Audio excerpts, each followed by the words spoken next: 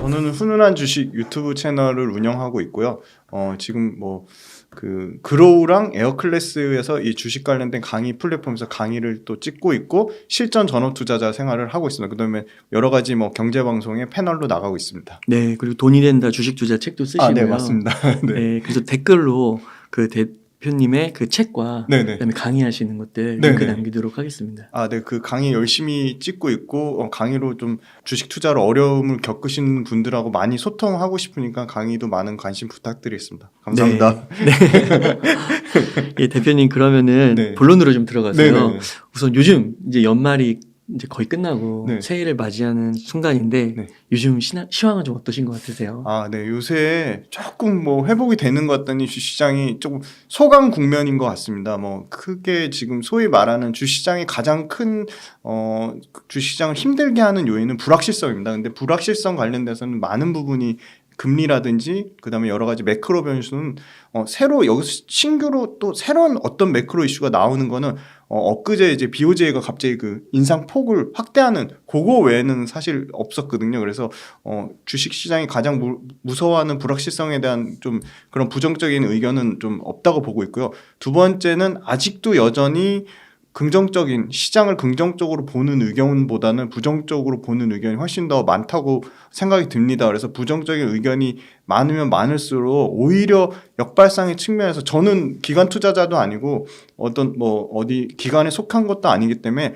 저도 매일매일 깨지는 실전 전업 투자자로서 이렇게 부정적인 의견이 쏟아져 나올 때가 오히려 기회라고 생각합니다. 그리고 기존에 좀 더 긴 호흡으로 중장기로 가지고 계신 분들은 조금만 더 버티시면 내년에 생각보다 의외의 효과가 나올 수도 있다. 왜냐하면 사람들이 엄청나게 많이 경기 침체가 올 거야, 생각지도 못한 위기가 올 거야라고 얘기하는 순간 오히려 그런 위기는 안 올 수가 있다고 보고 있고요.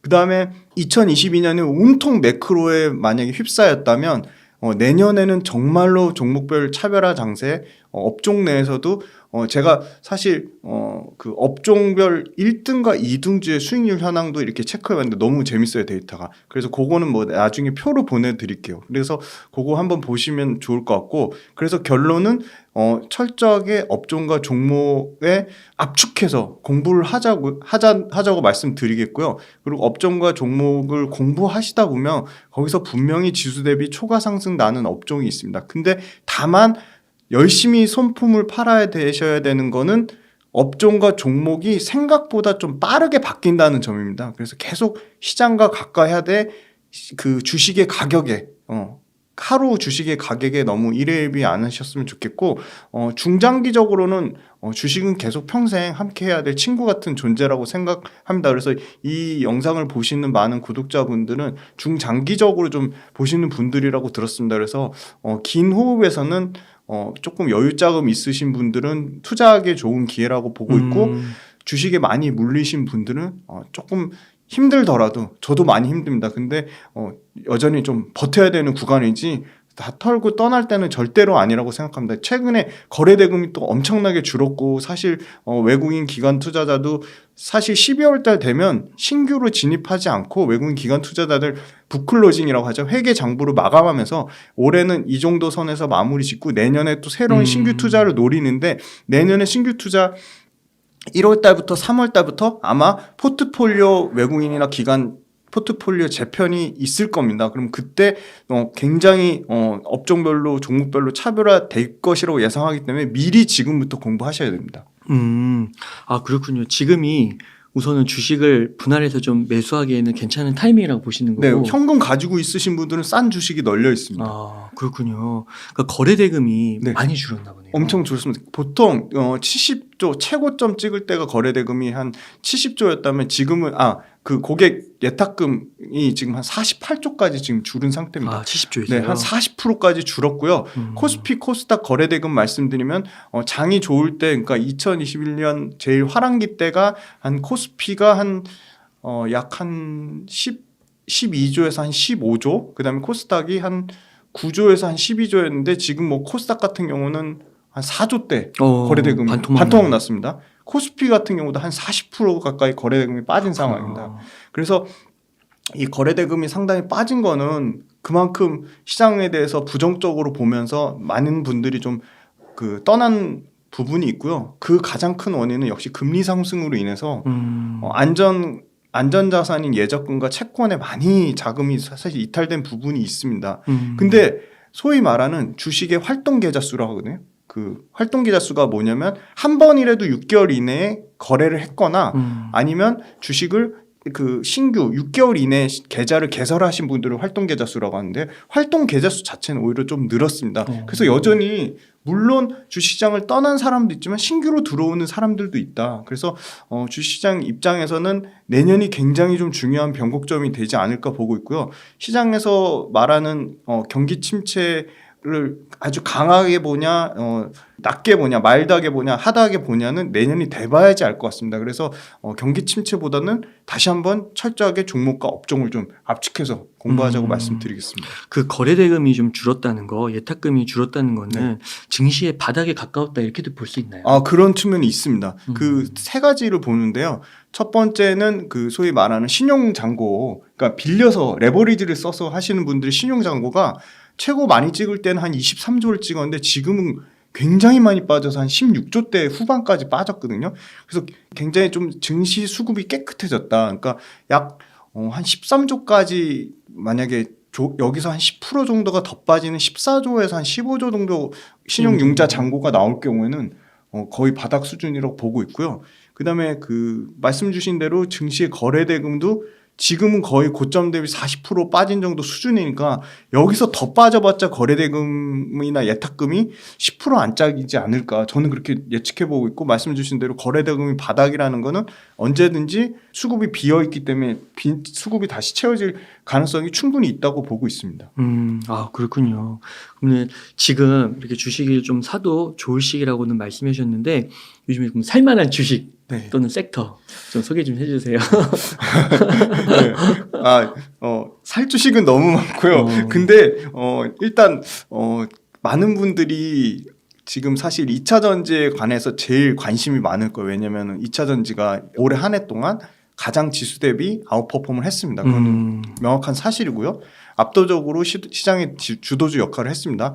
근데 문제는 최근에 개별적인 그 소위 말하는 우리 대형주 LG 에너지솔루션, 삼성 SDI 이런 대형주 배터리 셀단과 그 밑단에 포스코케미칼, LG화학, 에코프로비움, LNF 같은 회사들도 단기적으로 뭐 많이 빠진 기업들 최근에 뉴스 보니까 엄청 안타까운 거는 개인 투자자가 코스닥에서 가장 많이 투자한 에코프로비움 같은 경우는 사자마자 40% 마이너스 물렸다 이런 얘기들 들리는데 2차 전지가 많이 빠졌습니다. 근데 2차 전지의 성장성에 대해서는 여전히 확고하게 진행 중이다. 그리고 2차 전지는 내년에도 물론 새로운 섹터가 내년에 또 부상을 할 겁니다. 근데 새로운 섹터에 못지않게 2차 전지는 내년에도 좋은 상황을 유지할 것으로 조심스럽게 예측해 보는 이유는 가장 첫 번째가 2차 전지가 과거의 기대감, 소위 말하는 꿈을 먹고 사는 주식이 꿈을 먹고 사는 미래 사업이잖아요. 그런 컨셉에 맞게 꿈으로 간 2차 전지가 내년과 내후년 정말 긴 롱텀으로 보면 2028년까지는 매출과 이익이 계속 성장할 것으로 그러니까 2028년 너무 장기라고 보면 실적 추정치가 지금 잡히는 게 2025년까지입니다. 그러니까 3년치는 매출과 이익의 성장성이 계속 성장률은 둔화될 수 있습니다. 근데 매출과 이익의 성장성은 계속 유지될 거라고 보고 있습니다. 그러니까 숫자가 찍히는 아직까지 계속 가장 트렌드한 산업이라고 보고 있고요. 2차 전지 관련돼서는 여러 가지 지금 이슈가 있습니다.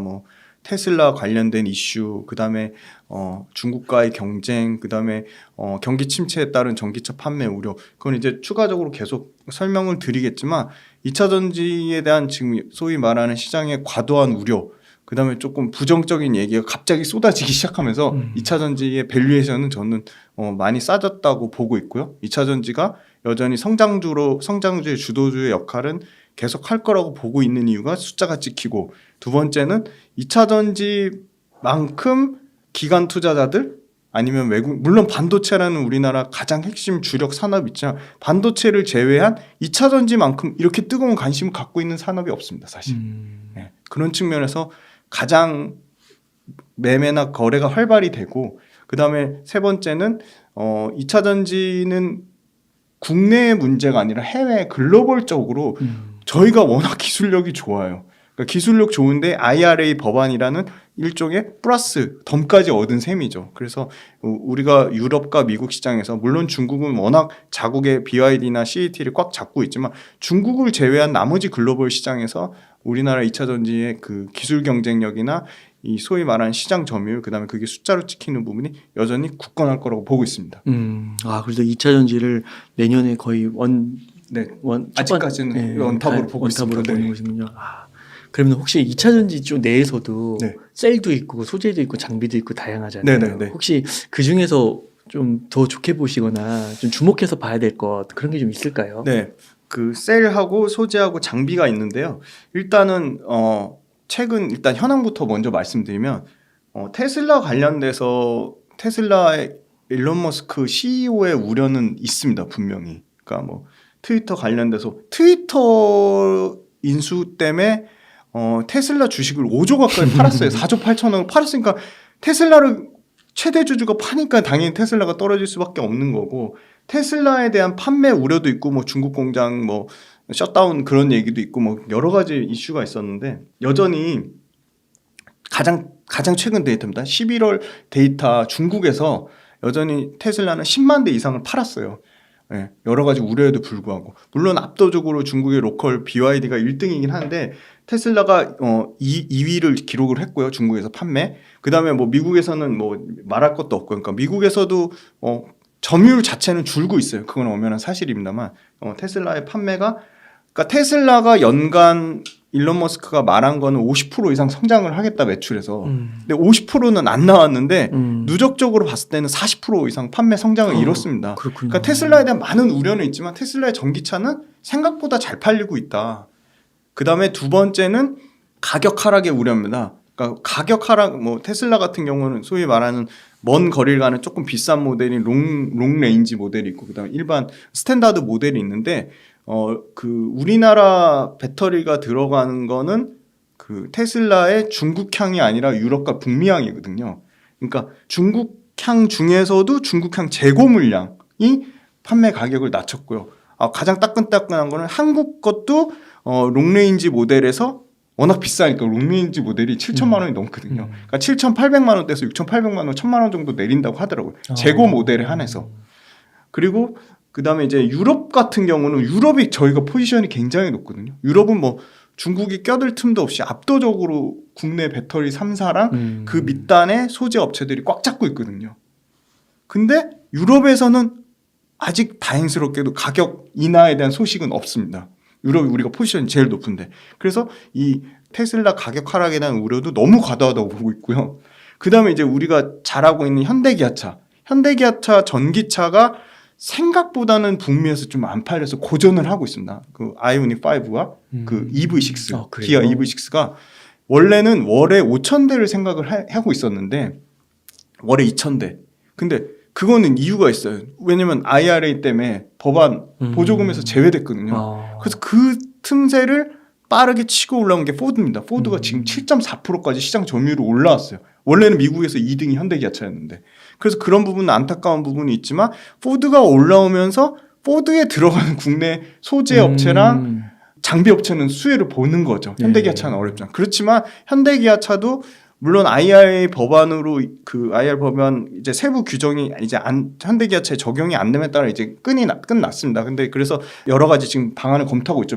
멕시코 공장으로 간다든지 그 부분이 나오면 다시 조금 현대기아차 판매 관련돼서 좀 다시 벌크업이 될 거라고 보고 있습니다. 시간은 걸리겠지만 왜냐하면 현대기아차는 워낙 소위 말하는 가성비 측면에서 전기차의 가성비 측면에서 좋다고 보고 있고 품질 경쟁력도 굉장히 뛰어나다고 보고 있거든요. 그래서 미국 시장에 대한 조금 우려는 좀 현대기아차도 과도하다고 보고 있고 그다음에 테슬라가 어떻게 보면 판매량이 저조한 부분을 중국 시장만 뭐 BYD나 CAT를 뺏겼지만 나머지 유럽 시장에서는 테슬라 판매가 저조한 부분을 다른 유럽의 폭스바겐이라든지 그다음에 소위 말하는 BMW라든지 여러 유럽의 아주 대형 그 자동차 회사들 그다음에 뭐 스텔란티스라든지 합작법인 스텔란티스가 그 테슬라에 빠진 빈 부분을 메꾸고 있습니다. 그러면 그 메꾸는 부분을 유럽 자동차 OEM이 잘할수록 그 뒤에서 웃고 있는 우리나라 소재주 장비주들은 수혜를 받을 수밖에 없다. 그러니까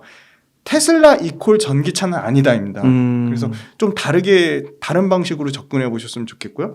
그 테슬라도 생각보다 잘 팔리고 있다는 점 그렇게 말씀드리고, 세 번째는 미국 시장, 전 가장 중요한 게 전기차의 시장 침투율이라고 보는데, 가장 최근의 데이터를 보시면 유럽은 시장 침투율이 올라와서 19.9%, 아직 20% 미만입니다.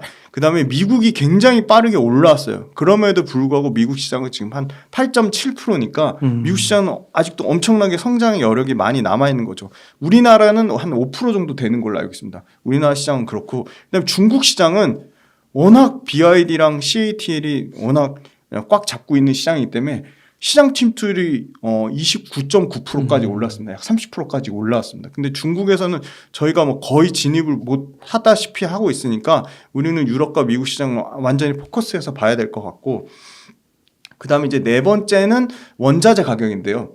이 소위 말하는 니켈, 리튬, 뭐 코발트, 망간 아주 대란입니다. 원자재 관련돼서. 리튬은 뭐 사상 최고치를 찍고 또 찍고 하고 있고, 그래요. 네, 니켈도 최근에 한 달 만에 42%가 올랐으니까. 그러니까 니켈과 리튬이 오르면 소재 딴 업체는 그거를 판가에 전이를 합니다. 그러니까 소위 말하는 양극재 업체들 판가에 전이하니까 당연히 양극재 업체는 LNF, 에코프로비엠, 포스코케미칼 이런 회사들이 다 3분기에 사상 최대 실적을 기록한 거는 판가를 전이한 부분, 물량이 최대한 많이 늘어난 부분이 있었는데 그거에 대한 우려도 있었어요. 그러니까 판가가 이제 급속하게 4분기에 떨어질 거다. 근데 그거는 리튬과 니켈이 지금 고점에서 약간 빠졌는데 고점에서 약간 가격이 떨어졌다고 해서 막 30%, 뭐 40%, 50% 하락이 나온 게 아닙니다. 지금 한 두 자릿수 안짝으로 리튬이 좀 빠진 걸로 알고 있고, 리튬이 왜 빠졌냐에 대한 그 원인도 보면 중국에서 과도하게 공급을 늘릴 것이다. 그렇게 보고 있거든요. 근데 중국에서 과도하게 공급을 늘릴 거에 대비해서 사실 중국은 그 리튬을 가공하는 데 핵심인 거고, 오히려 그 실제 리튬의 원 소재가 많이 나는 데는 호주, 칠레거든요. 호주, 칠레, 아르헨티나거든요.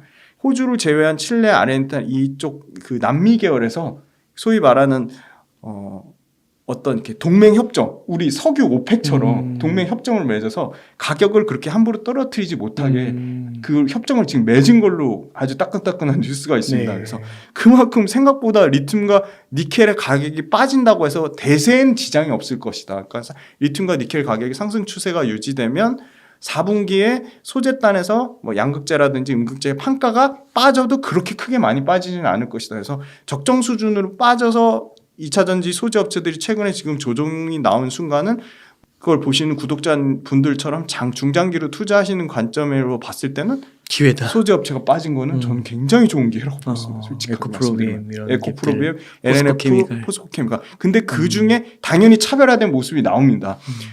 일단 LNF는 더 많이 빠졌어요. 왜냐? 테슬라 이슈가 워낙 테슬라의 비중이 65%에서 70%를 차지하기 때문에. 근데 LNF 입장에서는 레드우드 머티리얼즈랑 조인트 합작법인 그게 미국 진출에 대한 이슈가 아직 남아있고 제대로 발표가 안 됐습니다. 그러니까 산업통상자원부에서 LNF 기술이 너무 좋으니까 거절을 한 거죠. 그만큼 LNF의 기술력을 반증한 그 아주 좋은 이슈라고 보고 있는데, 그게 무산된 게 아니고요. 다시 서류를 보완해서 아마 올해는 힘들고 내년 상반기 안에 다시 레드우드 머티리얼을 통해서 북미는 분명히 진출할 거로 보고 있고요. LNF가 지금 착실하게 준비 중인 걸로 알고 있습니다. 지분 투자의 방식을 그냥 단순 지분 투자가 아니라 직접 경영하는 방식으로 아마 바꿔서 진출할 거로 보고 있고, LNF도 SK온에 납품하는데 비중이 적습니다. 근데 이제 LNF에만 해당되는 게 아니고 더 밑단에 예를 들어 코스모 신소재 같은 회사들도 해당이 되는 게, 물량 자체가 북미 물량이랑 유럽 물량을 다 합친 거를 사실 철저하게 수요 공급단에서 LG화학과 에코프로비엠과 포스코케미칼이 그 물량을 다 쳐낼까? 그거에 대한 건 퀘스천 마크입니다. 그럼 분명히 틈새로 들어가는 부분이 있기 때문에 코스모 신소재는 어떻게 보면 LNF보다 더 밑단, 더 순위가 더 밀리는 뭐 6등, 뭐 7등 업체임에도 불구하고 지금 긴밀하게 소위 말하는 LG 에너지 솔루션을 제외한 SK온과 삼성의 SDI 쪽이 코스모 신소재랑 긴밀하게 뭔가 그 샘플 양산 테스트를 하고 있다는 걸 보면 당연히 그 윗단에 있는 LNF 역시도 SK온에 이미 납품을 하고 있고 그래서 LG 에너지 솔루션 향이 아닌 SK온 쪽으로 물량 확대 가능성이 충분히 있고 삼성 SDI 마찬가지입니다. 그리고 지금 잘하고 있는 에코프로비엠 같은 경우는 에코프로비엠은 삼성 SDI 향이 많은데 에코프로비엠 역시도 LG 에너지 솔루션이 장점이 그 배터리 형태 원통형도 지금 하고 있고 각형도 하고 있고 다 파우치도 하고 다 합니다. 유일하게 LG 에너지 솔루션 경쟁력 있는 게 SK온 같은 경우는 각형을 하고요. 삼성 SDI는 파우치형을 합니다. 그러니까 형태에 따라 파우치형이 잘 나가면 당연히 SDI가 수혜를 볼 수밖에 없고 각형이 잘 나가면 SK온이 수혜를 받을 수밖에 없는 거죠. 근데 LG 에너지 솔루션은 다 하니까 다 수혜를 먹는 거고 LG 에너지 솔루션은 지난번에도 말씀드렸지만 가장 공격적으로 일단 물량으로 그냥 물량 공세거든요. 이익률은 상관없고 그래서 LG 에너지 솔루션의 빈자리, 삼성 SDI의 빈자리, SK온의 빈자리를 나머지 회사들 그러니까 삼성 SDI의 주력으로 하던 에코프로비엠도 얼마든지 LG 에너지 솔루션으로 갈 수 있고 SK온으로 갈 수 있습니다. LNF도 LG 에너지 솔루션으로 나가서 테슬라로 최종 납품된 게 65에서 70%지만 그 나머지 30%를 얼마든지 SK온이나 삼성 SDI로 채울 수 있는 거죠. 그리고 당연히 배터리 셀 업체 입장에서도 제가 배터리 셀 업체 사장이라도 원벤더로 가지는 않을 것 같아요. 두 개 벤더 경쟁시켜가지고 가격 그쵸. 비싼 대로 소재를 더 마진을 내가 더 먹을 수 있는 대로 가겠죠. 그래서 그것도 좀 눈여겨 보시라고 말씀드릴 수 있을 것 같고 장비 업체는 시차가 존재합니다. 우선은 그러면은 거기가 소재까지 한번 정리를 해보면은 그러면 소재 쪽에서는 에코프로비엠 그리고 LNF, 포스코케미칼 요 정도. 요 정도인데 지금 현재 IRA 법안에 가장 수혜를 받는 거는 포스코케미칼인데 밸류에이션이 제일 비쌉니다. 밸류에이션은 LNF가 제일 싸고요. 근데 LNF는 아무래도 테슬라 이슈 때문에 테슬라 이슈 많이 때문에 떨어졌다고 봐야 되는 그래서 세 개 중에 조금 안정적으로 투자하면서 좀 중장기로 보기에는 저는 조금 공격적인 투자자라서 LNF를 보지만 왜냐면 단기적으로 반짝할 이슈가 LNF가 좀 남아있다고 보고 있기 때문에 그런데 중장기 투자 관점에서는 에코프로비엠보다는 포스코케미칼이 훨씬 좋다고 보고 있습니다. 포스코케미칼은 아무래도 또 포스코 홀딩스가 있고 그 리튬도 맞습니다. 그 염호도 갖고 있고 그래서 그런 것인가요? 그것도 크고요. 포스코케미칼만 음극재를 같이 동시에 합니다. 유일하게. 그렇구나. 얘네들은 그 포스코홀딩스는 폐배터리도 한다고 그러더라고요. 네, 맞습니다. 배터리 재활용도 하고 있고요. 포스코홀딩스는 또 이따가 또 설명드릴게요. 네, 좋습니다. 그 다음으로 장비로 좀 한번 넘어가봐서 장비도 요즘에 뭐 이렇게 전 세계적으로 아무래도 2차 전지 수요가 크다 보니까 장비에 대한 수요도 늘어날 것 같은데 어떤가요? 일단 장비는 소재와 다르게 약간의 시차가 존재합니다. 그러니까 예를 들어 2022년에 이제 배터리 셀 업체가 이제 공장을 가동하면 실제 장비 들어가는 거는 이제 약 6개월에서 1년 정도가 되는 거죠. 그래서 이제 배터리 업체들의 장비는 역시 배터리 장비 업체들도 유럽과 미국향 물량의 가장 포지션이 큰 장비 업체들이 당연히 주목을 받을 거라고 보고 있고요. 유럽과 북미에 가장 본격적으로 많이 들어가는 게 이제 내년입니다. 2023년을 가장 좋게 보고 있습니다. 장비 업체들 수주가. 그래서 2025년까지 북미에서 LG 에너지 솔루션이 한 230기가와트시야. 그리고 SK온이 한 150, 삼성 SDI가 한 북미에서 한 100 미만 한 80, 60에서 80 정도 생각하고 있는데 배터리 업체가 공격적으로 캐펙스 투자해서 쇼티지 나는 게 2024년에서 25년인데 장비를 미리 1년 전에 깔아야 되기 때문에 2023년이 계속 장비 수주가 제일 가장 활발하게 날 거라고 보고 있고요. 내년이네요. 네, 내년이고요. 가장 일단 1순위로 지금 나오는 게 SK온과 그 포드 그 블루 오벌 프로젝트라고 하거든요. SK온과 포드 프로젝트. 거기에 한 장비 들어가는 것만 한 약 한 15조 정도? 네, 엄청난 물량이죠. 그게 포드향으로 장비가 지금 대량 발주가 예상이 돼 있고요. 누가 넣는 거예요? 거기 들어가는 장비 회사 보시면 되게 많은데요. PNT가 대표적인 PNT. 회사가 있습니다. PNT가 있고 PNT하고 그 전국 공정 쪽에서는 PNT, 그다음에 이제 뭐 활성화 공정이나 조립 공정 쪽에서는 원익 PN이 뭐 이 정도 회사가 들어갈 걸로 예상을 하고 있고요. 그다음에 이제 배터리 같은 경우는 장비 같은 경우는 최소한 2023년부터 4년까지는 북미에서 가장 대규모 수주 사이클을 진입하니까 SK 온 글로벌 프로젝트만 있는 건 아니고요. 당연히 GM과 LG 에너지솔루션 프로젝트가 있습니다. GM 그 얼티엄 셀 프로젝트가 있는데 그거 관련돼서도 역시 여기도 PNT가 그러니까 PNT가 시가총액 기준으로도 장비 회사에서 가장 크지만 SK 온도 하고 LG 에너지 솔루션도 하고 삼성 SDI형으로 다 골고루 납품 포드도 하고 있습니다. GM도 네, 하고 포드 GM 다 싹쓸이 하고 있으니까요. 네, 그래서 PNT가 가장 그렇고 장비 회사는 뭘 봐야 되냐면 역시 국내에서 가장 오랜 기간 동안 레퍼런스를 쌓았는지 실제 수주 경험이 있는데 그러면 수주 경험에서도 가장 PNT가 앞서 있는 거고요. 그러니까 뭐 시가총액 가장 큰 이유가 그런 프리미엄을 받는 것 같고요. 그다음에 두 번째는 수주 잔고가 꾸준히 증가해야 되거든요. 수주 잔고 꾸준히 증가해야 되고 그다음에 기술적인 진입 장벽이 있어야 되는데 기술적인 진입 장벽은 당연히 전극 공정이 가장 높습니다. 전극 공정이 말 그대로 양극과 음극을 붙이는 그 가장 제일 첫 번째 공정이거든요. 그 극을 만드는 양극과 음극을 만드는. 그래서 그 전극 공정이 가장 기술 진입 장벽이 높은데 재미난 거는 이 전극 공정 관련된 장비를 일본이 싹쓸이 했는데 그거를 PNT가 이제 국산화를 한 거죠. 네. 와 대단해요. 그래서 전극 공정 장비 중에는 뭐 PNT밖에 볼 수 없는 거고. 네. 그리고 이제 유럽 쪽은 이제 노스볼트를 비롯해서 그다음에 뭐 프레이어 노르웨이 회사입니다. 프레이어가 최근에 뜨고 있는 따끈따끈한 유럽 아주 잘 나가는 이 회사 중에 하나고요. 그다음에 브리티시 볼트, 영국의 브리티시 볼트가 이 소위 말하는 유럽에서 캐파 증설을 계속 하고 있는데 노스볼트가 거의 지금 SK 온 정도 수준이에요. 연간 150기가와트를 확보하겠다고 했고요. 그다음에 프레이어가 더 큰 수준이죠. 2030년까지 200기가와트씩. 근데 노스볼트든 프레이어든 브리티시 볼트든 자국의 장비 업체를 쓸 수가 없는 게 글로벌적으로 레퍼런스가 있는 경험. 그러니까 북미에 진출했다거나 유럽에서 소위 말하는 완성차 업체랑 실제 수주 경험이 있는 회사들이 국내 장비 회사들이거든요. 그러니까 유럽이나 북미나 지금 중국산 장비든 소재든 아예 안 쓰겠다고 하니까 국내 업체는 지금 논한 상황이고 그래서 유럽으로도 당연히 전국 공정이 PNT, 그다음에 조립 공정이 이제 뭐 하나기술 이런 회사들, 그다음에 그 화성 공정의 원익 PNE 요 정도 회사가 이제 유럽 향이랑 북미향으로 모두 좀 활발하게 수주가 이제 2023년 필두로 계속 진행이 될 거라고 보고 있습니다. 장비 쪽도 우리나라가 굉장히 경쟁력이 있네요. 네네. 그러니까 그 결국은 그 레퍼런스하고 일종의 그 장비에서도 어떻게 보면 좀 가성비, 그러니까 품질 경쟁력도 좋으면서 가격 경쟁력도 있어야 되는데 그런 측면이 다 국내 장비 업체가 모두 만족하고 있다고 지금 보고 있습니다. 장비 업체들의 주가 흐름은 좀 어떻게 보세요? 장비 업체들 그렇게 주가 흐름이 뭐 양극재라든지 뭐 음극재라든지 그다음에 이런 배터리 셀 업체만큼 그렇게 엄청 탄력적인 상황은 아닙니다. 왜냐하면 장비 업체는 그 수주가 취소된 건 아닌데 수주가 지연되거나 이연된 부분이 상당 부분 반영이 돼서 주가 자체는 굉장히 부진한 수준이고요.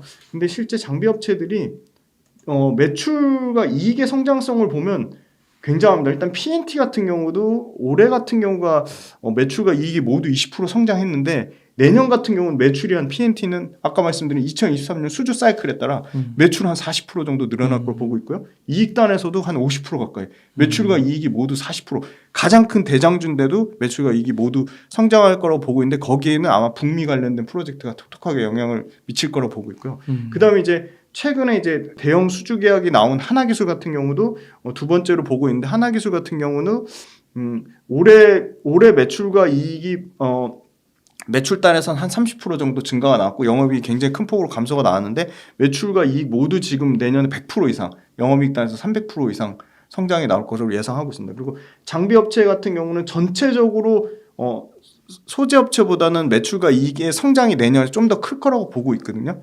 그 이유는 2022년도에 다소 지연되거나 그 소위 말하는 수주가 이런 그 불발됐던 것들이 내년에 대거 나올 거라고 보고 있기 때문에 그게 내년이 매출로 반영되면 장비업체 쪽에서는 어떻게 보면 밸류에이션 상으로 소재 업체가 지금 PER 기준으로는 약 30배 넘게 받고 있거든요. 전체 평균. 비싸네요. 네, 비쌉니다. PER 기준으로.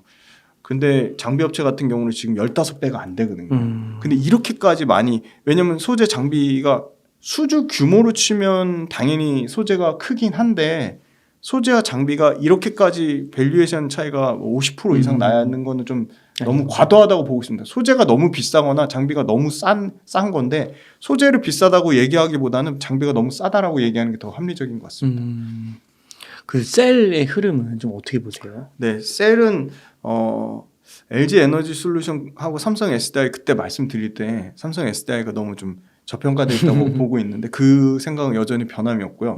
삼성 SDI는 3분기에 영업이익률 10.5%, 그 LG 에너지 솔루션 같은 경우는 한 6%대, 그러니까 압도적으로 이익률 차이가 나는 그거의 원인이 역시나 삼성 SDI 같은 거는 굉장히 보수적으로 증설 투자를 하면서 엄청나게 수익이 돈 되는 그 수준만 한다는 건데 그 전략은 변함이 없습니다. 그 전략이 변함이 없고 삼성 SDI 같은 경우는 역시 유럽향으로 포커스를 맞추고 있는데 삼성 SDI가 지금 그 이재용 회장이 되고 나서 BMW랑 뭐 아주 긴밀하게 지금 하면서 BMW도 지금 그 캐파를 그 전기차 관련된 신차 나오는 것까지 포함해서 50% 이상씩 전기차 캐파를 늘리겠다고 했거든요. 그래서 아마 BMW 쪽으로 좀 더 공격적으로 삼성 SDI가 할 것 같고 삼성 SDI 같은 경우도 보시면 일단 4분기에 이제 분기당 영업이익 한 6천억 이상 나올 거라고 예상하고 있어요. 거의 1,000억 이상씩 분기당 영업이익이 증가하는 추세를 보이고 있고 올해 같은 경우는 한 매출단에서 한 25% 영업이익 한 20% 정도 줄 거라고 예상하는데 내년에 매출 한 5% 영업이익도 한 20% 이상 증가할 거라고 보고 있거든요. 그래서 실적이 상당히 좀 내년에 오히려 가파르게 올라갈 거라고 예상하고 있고 최근에 주가 빠지면서 PER 한 16배 정도 수준인데 LG 에너지 솔루션은 여전히 내년 거를 땡겨와도 70배가 넘습니다. 한 71배 정도입니다. 그러니까 너무 차이가 많이 나는 거죠. 근데 LG 에너지 솔루션 같은 경우는 매출과 이익에서 그 내년에 한 매출단에서도 한 45% 영업이익에서 한 70% 성장에 나와서 그만큼 공격적으로 하는 만큼 성장 자체의 폭은 LG 에너지 솔루션이 더 크긴 한데 밸류에이션이 너무 비싼 거죠. 그래서 약간 그 LG 에너지 솔루션과 삼성 SDI 밸류에이션 갭은 좀 줄어들 거라고 보는데 삼성 SDI가 아까 말씀드린 대로 BMW 이렇게 적극적으로 만나는 것처럼 삼성 SDI도 어떻게 보면 좀 공격적인 그 시장 캐파를 좀 늘리는데 조금만 이 전환을 해준다면 삼성 SDI가 더 성장의 여지는 더 많이 남아있다고 보고 있습니다. SKO는 좀 어때요? 네, SKO는 지금 SK이노베이션에서 이제 만약에 따로 떨어져서 나와서 상장을 한다 치면 SK온의 가치는 22조를 예상을 하고 있습니다. 그러니까 그만큼 SK온이 실제로 삼성 SDI보다 전체 그 배터리 캐파 출하량 기준으로 글로벌 5위까지 올라왔거든요. 원래 삼성 SDI가 5위였는데 6위로 내려앉고 워낙 보수적으로 하다 보니까 SK온은 지금 아까 말씀드린 한 150에서 180기가와트까지 늘린다고 했거든요. SK온이 굉장히 공격적으로 하고 있고 SK온은 아까 말씀드린 대로 포드랑 끈끈한 그 관계를 유지하고 있습니다. 근데 SK온의 단점은 사실 각형의 비중은 줄어들고 원통형이나 파우치형의 비중이 더 늘어나는 건 사실입니다. 그래서 LG 에너지 솔루션도 공격적으로 원통형을 하고 있는 거고요. 삼성 SDI 같은 건 파우치형을 하고 있고, 근데 SK온의 각형이 좀 줄어들 거로 보고 있기 때문에 SK온은 지금 각형만 한 상태거든요. 그래서 그런 측면은 조금 리스크는 있고 SK온으로 직접 투자를 못 하잖아요. SK이노베이션을 투자해야 되는데 SK이노베이션은 지금 시가총액 기준으로 한 15조입니다. SK이노베이션은 당연히 석유화학 부분의 가치가 평가를 받기 때문에 석유화학이 매출과 이익단에서 50% 이상 차지하기 때문에 석유화학이 지금 뭐 좋지 않은 상황이라서 뭐 바닥 밑에 거의 지하실 정도 수준의 화학 업종이라고 보고 있는데 화학 업종이 내년에 의외의 복병이 될 수 있습니다. 왜냐하면 그 유가가 석유화학 업종으로 봤을 때는 100불 이상으로 너무 비싸도 안 되고 오히려 너무 70불 밑으로 빠져도 안 되는데 대부분의 시장에서 보는 뷰는 80불에서 100불 정도 수준이에요. 그러면 적정 마진을 석유화학 업체가 확보할 수 있는 구간이라고 보고 있고 그다음에 엄청나게 공급이 늘어난 부분이 내년에는 더 이상 그 소위 말하는 석유화학의 전자업체로 치면 반도체가 산업의 쌀이잖아요. 석유화학 업계의 쌀은 에틸렌이거든요. 에틸렌 공급이 중국에서 작년과 재작년에 미친 듯이 늘려놓은 공급이 더 이상은 좀 늘어나지 않을 거라고 보고 있어요. 그리고 워낙 플라스틱 수요가 뭐 여러 가지 경기 침체 우려 때문에 안 좋았기 때문에 플라스틱 수요, 그러니까 석유화학에 가장 많이 쓰이는 건 다 플라스틱이거든요. 그래서 중국 경기가 내년에 이제 중국 리오프닝 얘기도 계속 나오고 있어서 중국 경기가 조금만 내년에 이제 그 3월 달에 양해를 거쳐서 살리겠다는 부동산 인프라 관련해서 그다음에 여러 가지 중국 건설을 포함해서 중국의 경기를 좀 살리겠다는 얘기가 나오면 플라스틱 소비의 40%가 중국이거든요. 그래서 지금 석유화학 업황, 화학 업종은 내년에 조금 상당히 반등이 나올 거라고 보고 있거든요. 그리고 SK이노베이션도 이익이 조금 좋아질 거라고 보고 있습니다. 그래서 SK이노베이션은 현재의 주가는 SK온의 가치를 하나도 배정을 못 받은 상황이고요. 그래서 SK이노베이션은 지금 석유화학 회사로 보고 있는데 만약에 SK온의 가치만 놓고 봤을 때는 삼성 SDI보다도 SK이노베이션이 더 싼 건 맞습니다. 그러네요. 네. 그러면은 만약에 셀, 소재, 장비, 네. 그래서 2차 전지에 투자하고 싶다면은 네. 포트폴리오 비율을 어느 네. 정도로 가져가면 좋을까요? 포트폴리오 비율이요. 네, 일단은 그 여전히 소재단의 양극재 업체 4인방 포스코케미칼, 에코프로비엠, LG화학, LNF가 실제 소재 장비, 물론 장비 업체도 내년에 특히 큰 폭의 성장이 나옵니다. 그다음에 셀 업체, LG에너지솔루션, 삼성 SDI, SK온 이렇게 있잖아요. 그런데 소재 업체가 역시나 숫자에서도 굉장히 매출과 이익 성장률이 모두 50% 나오는 거는 소재 업체밖에 없습니다. 그래서 말씀 주신 대로 포트폴리오 배분을 하자면 그래도 믿을 건 실적밖에 없다. 실적의 측면에서 소재 업체가 가장 좋기 때문에 소재 업체를 가장 비중을 높이는 게 가장 합리적으로 보이는데 소재 업체가 비싸다면 비중을 줄여야 되는데 소재 업체가 지금 주가를 40% 이상씩 조정을 받는 바람에 소재 업체의 밸류에이션도 좋아진 상황이다. 그래서 소재 업체를 약 100으로 봤을 때 저는 한 비중 한 40% 이상, 30에서 40%.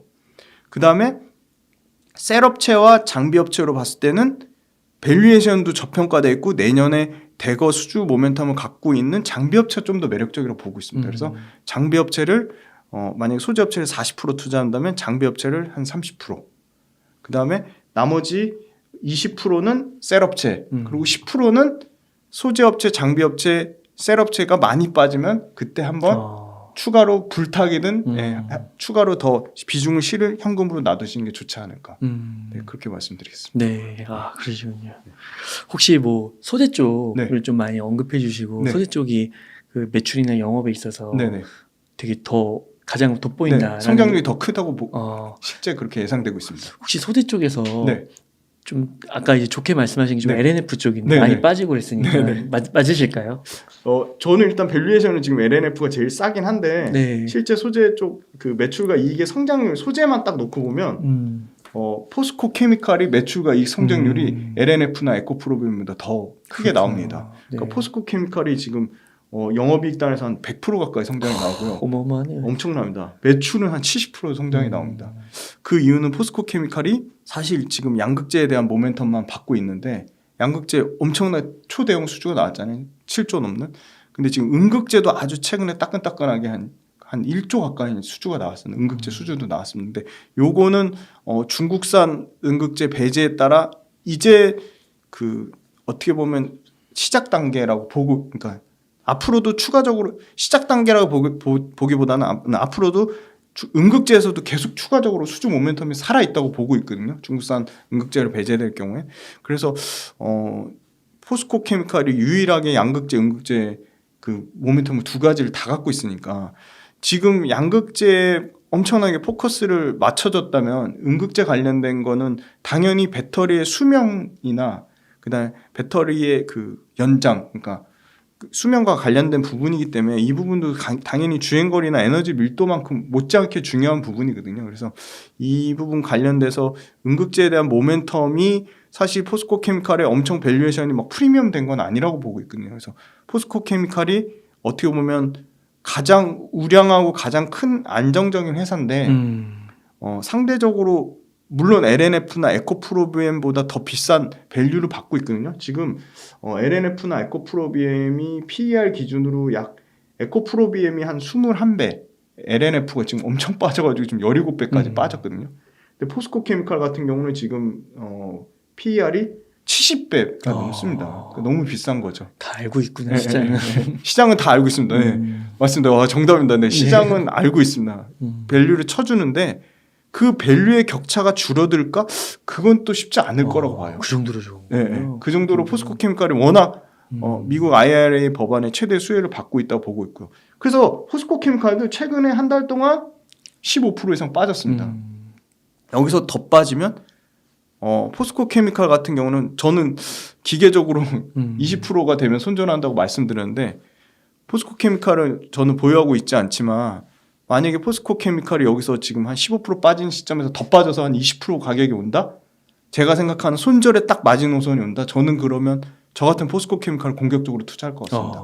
네. 그러시군요. 네.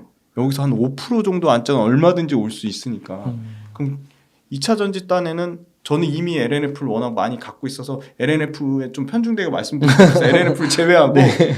포스코케미칼을 저는 가장 좀 공격적으로 볼 것 같고 의외로 얘기 안 한 게 LG화학입니다. 포스코케미칼 못지않게 LNF가 엄청나게 강력할 수밖에 없는 게 LG화학. LG화학이 네. LG화학이 LG 에너지 솔루션 입장에서는 내재화하는 게 가장 좋은데 LG화학 거 40% 이상 LG화학 거를 쓰겠다고 했거든요. 그럼 그 40% 되는 물량만 해도 지금 연평균 지금 그 LG화학의 캐파가 50% 이상씩 늘어나야 되거든요.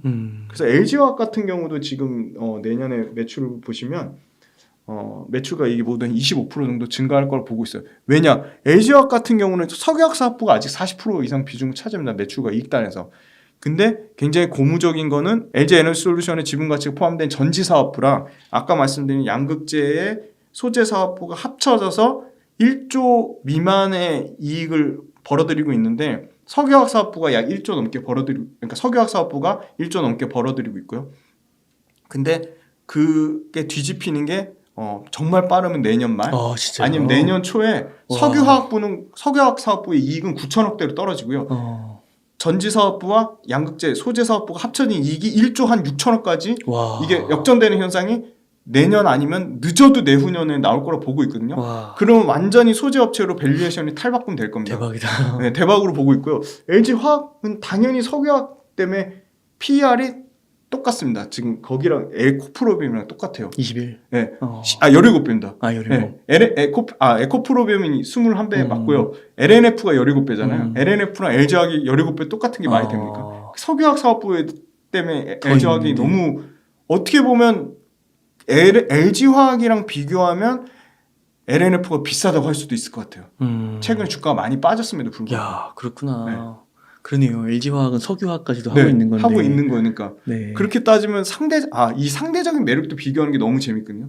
상대적인 매력도 비교를 많이 하셔야 되는데 그러면 포스코케미칼 못지않게 LG화학이 갈 거라고 봅니다. 근데 문제는 포스코케미칼은 음극재를 한다는 강력한 그 성장 동력이 있는 거고 LG화학은 성장 동력이라고 하기엔 오히려 이익을 깎아먹는 석유화학 사업부라는 큰 리스크를 안고 있는 거죠. 근데 LG화학은 LG 에너지 솔루션의 배터리 소재를 40% 내재화하겠다는 강력한 모멘텀을 포스코케미칼보다 오히려 갖고 있는 거고요. 네. 그 아까 포스코홀딩스도 좀 얘기해 주셨는데 포스코홀딩스는 뭐에 좀 주목해야 되는 거예요? 네, 포스코홀딩스는 그 중국 부동산 인프라에 한 20% 정도 영향을 미치고 있거든요. 그래서 중국 경기가 살아나야지. 그러니까 중국의 열연 가격이 너무 그 많이 좌지우지되는 그런 영향이 있어서 사실 철강을 많이 쓰는 데는 조선하고 자동차인데 건자재 쪽에도 쓰이고요. 건자재 뭐 경기가 너무 안 좋고 조선은 좋은 상황인데 조선의 철강 그 후판을 쓰는 거는 조선은 미리 수주받아서 미리 선발주를 주거든요. 그러니까 원자재 단을. 그러니까 그런 부분이 있고 자동차는 경기가 좀 사실 좀 내년에 좀 어렵다. 굉장히 좀 자동차 경기 굉장히 좀 조심스럽게 봅니다. 그래서 자동차 단에서 수요와 공급 단에서 좀 어려울 거라 보고 있어서 사실 철강 자체 본업은 이렇게 좋지 않은 상황인데요. 근데 재밌는 건 포스코 이제 홈페이지 포스코홀딩스 홈페이지 가면 철강 관련된 거는 이제 뒷전에 있고요. 그래요? 아르헨티나 염호에서 바닷물에서 그걸 뽑아내는 게 메인 탁 그걸로 그렇구나. 나옵니다. 그러니까 그 포스코가 야, 리튬의 왕이다. 예. 포스코도 변하는구나. 네, 변하고 있습니다. 진화하네요. 네, 진화하고 있습니다. 그래서 포스코는 이제 철강 회사가 아니라 배터리 원자재. 제일 앞단의 배터리 원자재 회사로 완전히 지금 탈바꿈되는 과정인데 시장에서 밸류에이션 주는 거는 아직 철강 회사로 주는 것 같아요. 왜냐하면 지금 포스코홀딩스 PER 자체가 사실 2차 전지 아까 뭐 양극재나 이런 업체들 보면 아니 포스코홀딩스는 확실한 리튬의 왕인데 그 포스코홀딩스 외에 에코프로나 뭐 미래나노텍 이런 회사들 밸류에이션 보면은 말도 안 되는 밸류에이션인데 포스코홀딩스의 밸류에이션은 지금 보시면 내년 PER 기준으로 5배예요. 그러니까 그 5배라는 의미는 철강 회사다 그 의미거든요, 사실. 그러니까 2차 전지 소재로 전혀 안 보는 거죠. 그러니까 포스코홀딩스 일단 뭐 주가가 최근에 그래도 이제 조금 반응을 보여서 너무 싸긴 한데 엄청나게 그 리튬의 왕으로 아마 엄청나게 성장할 거라고 보고 있는데 또 보시면 뭐 그거 아르헨티나 바닷물에서 언제 상용화해서 언제 양산화 물론 그런 부정적인 의견들도 많은데 그 사실 그 부정적인 의견이나 약간 기술적으로 진입장벽이 있을 수는 있습니다.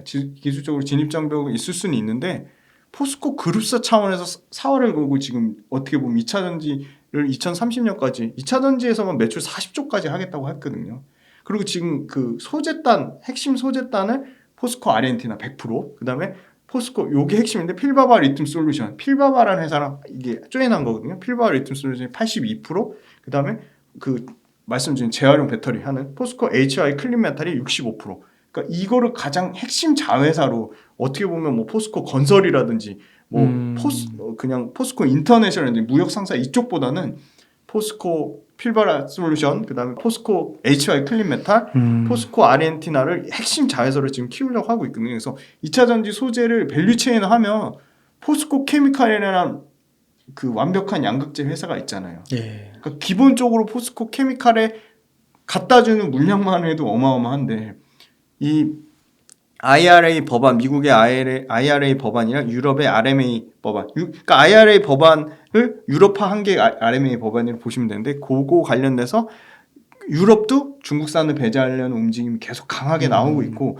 그러면 앞단의 원자재도 결국은 호주나 칠레나 아르헨티나랑 하거나 아니면 직접 우리가 캐거나 그러니까 FTA 협정국만 가능한 거니까 그렇게 봤을 때는 포스코 홀딩스에서 추출하는 리튬을 엄청나게 많이 쓰지 않을까. 그래서 지금 보시면은 아르헨티나 염호 매장량이 한 1350만 톤 정도 되는데 그 중에 실제 생산 가능한 거를 아주 보수적으로 잡아서 300만 톤에서 400만 톤만 잡아도 연간 10년 동안 2028년까지 연 한 10만 톤 이상 나올 거라 보고 있거든요. 그럼 연 10만 톤이면 탄산 리튬이 톤당 지금 1억이 넘거든요. 톤당.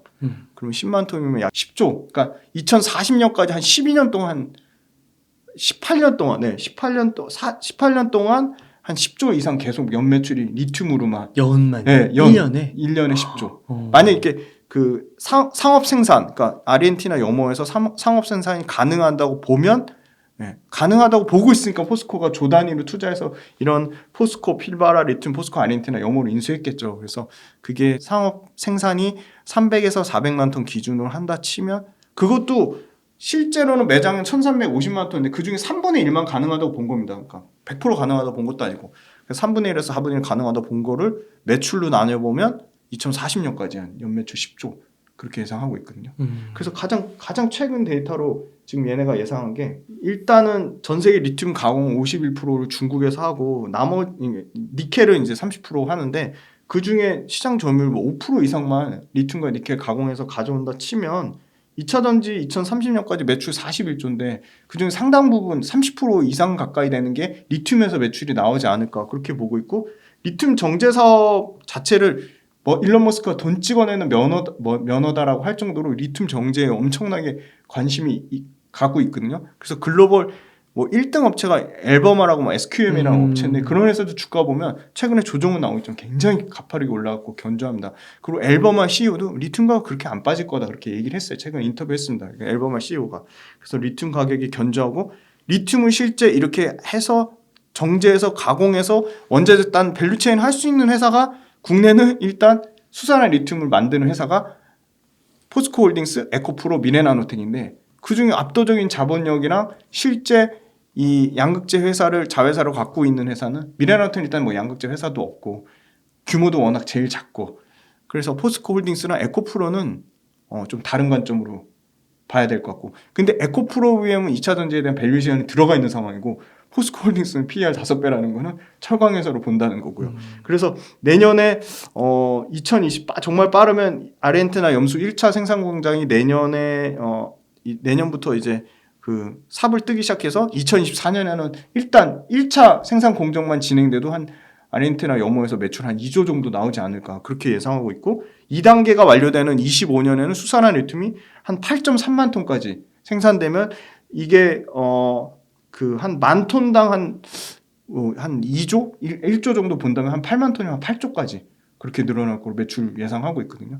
그래서 수산화 리튬 관련돼서는 2030년까지 30만 톤 중에 수산화 리튬만 27만 톤까지 그러니까 캐파가 뭐 기하급수적으로 연평균 한 50%씩 성장한다고 보시면 될 것 같아요. 아르헨티나 리튬에서 매출은 그럼 얼마 정도 성장하는 거예요? 그러면 이제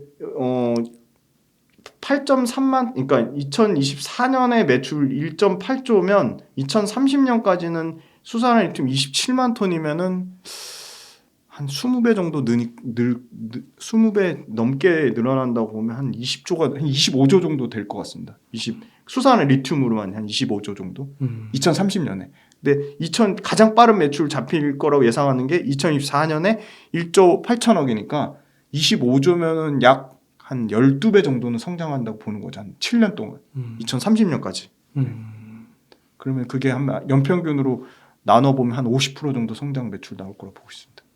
연 50%씩? 연 50%씩 매출이. 리튬에서만. 계획은 그렇게 잡혀 있거든요. 그게 가장 빨리 매출 나오는 게 2024년으로 보고 있으니까 일단 2024년까지 매출 2조가 추가되는 거고 2030년까지는 2차 전지에서만 41조 매출 예상하는데 그중에 리튬이 아마 한 25조에서 한 27조 되지 않을까.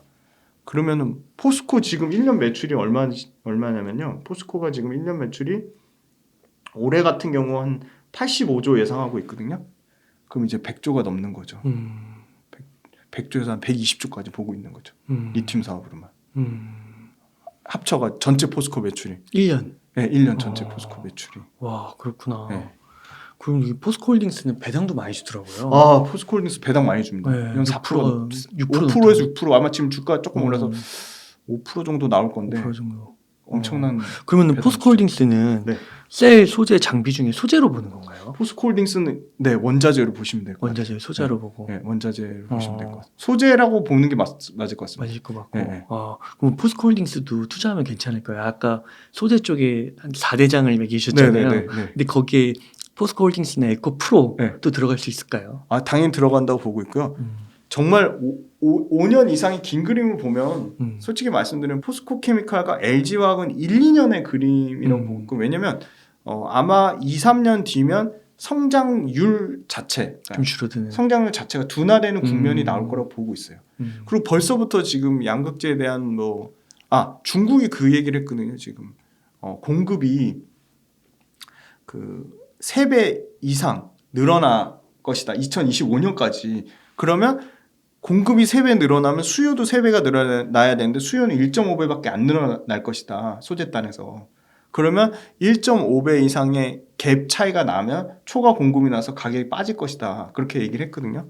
근데 물론 그건 중국에 대한 해당되는 얘기고 북미랑 유럽 시장은 별도로 봐야겠지만 그만큼 양극재 단에서는 2025년하고 26년에 한번 고점, 그러니까 소위 말하는 캐파 증설의 정점을 찍을 거로 보고 있는데 포스코홀딩스가 하는 이 수산화 리튬 관련돼서는 사실 더 긴 그림이거든요. 2030년을 바라보고 하는 그림이라서 포스코홀딩스가 초장기 관점에서는 훨씬 더 중장기적으로 매력이 있는 거죠. 그리고 포스코홀딩스는 밸류에이션 자체가 2차 전지 밸류를 전혀 못 받고 있으니까. 그래서 포스코홀딩스를 사실 2차 전지 밸류만 줘도 지금 5배에서 최소한 30배는 줘야 되는데 그럼 PER 30? PER 30을 줘야 돼. 2차 전지를 본다 치면 그럼 6배 이상을 줘야 되는데 6배가 나오려면 아까 말씀드린 2024년에 아르헨티나 염호에서 수산화 리튬을 2조 가까이 매출이 나와? 그러면 PER 30배까지는 아니더라도 최소한 15배 이상은 주지 않을까요? 왜냐면 포스코 케미칼도 2차 전지단에서 전혀 주목을 못 받다가 아까 말씀드린 PER 지금 75배까지 그때 올라왔거든요. 그 전에는 몇이었어요? 그 전에는 PER 20배도 안 됐죠. 포스코 케미칼 같은 경우는. 그렇구나. 예, 옛날에 그 철강의 부산물도 있잖아요. 뭐 음. 소속해라든지 뭐 그거 할 때는 PER 15배 정도였거든요. 근데 지금 70배까지 올라온 거 보면 그럼 주가가 몇 배가 오른 거죠? 15 PER 15에서 포스코 케미칼 같은 경우는 지금 70까지. 주가가 바닥권에서 한번 볼게요.